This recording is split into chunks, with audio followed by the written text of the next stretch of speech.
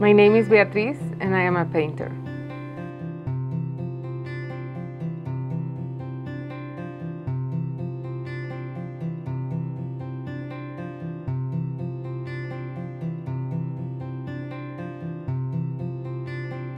Well, I'm from El Salvador, and I lived in El Salvador until I was almost 19 years old. I came to the United States in 1989, in November. It was the 20th of November. The war in El Salvador happened in the mountains, but that week it happened in the city.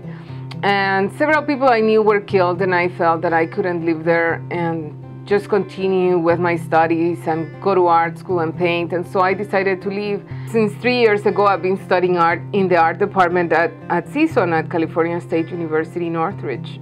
Well, one of the series that I am working on is called American Dream Blues, and it is a series of portraits of workers who work at PPM, which is the plant management office here at CSUN. These workers, you probably have seen them on campus. They are wearing blue shirts, and that's their uniform. Even though every one of them wears a different blue shirt, they all wear blue shirts that identify them as blue-collar workers. The portrait of Cesar at the Performing Arts Center is probably my favorite.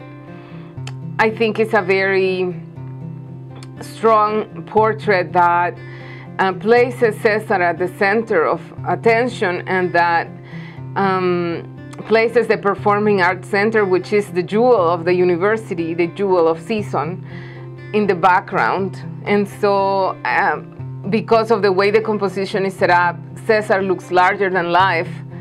Rigoberto, he's from El Salvador, and that painting was made in the basement of the Oviatt Library, where Rigoberto has his office. Jose, who now works in the Performing Arts Center, but at the time when I made that portrait of him, he worked in the education building. Anna, who works at different buildings, she works at the police station, at Bahamian and JR.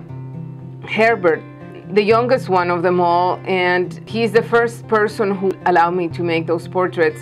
He is from El Salvador. And Aura, who I photographed in the bathroom, in the women's bathroom inside the education building. All the portraits in the series are placed in a particular building. Oftentimes it's the building where that particular worker was working at the time when I interviewed them. And I want the workers to have some recognition of their contributions to our campus.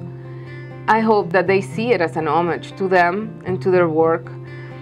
Personally, also, I think that this project has been very powerful for me, because it has allowed me to talk to other people who have similar experience of immigration to mine, and to reflect with them in our conversations, in the interviews that I have made, because I did interview each one of them to try to learn from each one of them what was their story, so that I could think about that story when I was making the portrait. And I was able to think a lot about what the experience of immigration was like for each one of us, and how it transformed us, and how a person that can look so normal, right, can have all these experiences behind them that are incredible sometimes, all the things that they have done. And I think that it's my way of saying that I admire them too, as people who have done those amazing things.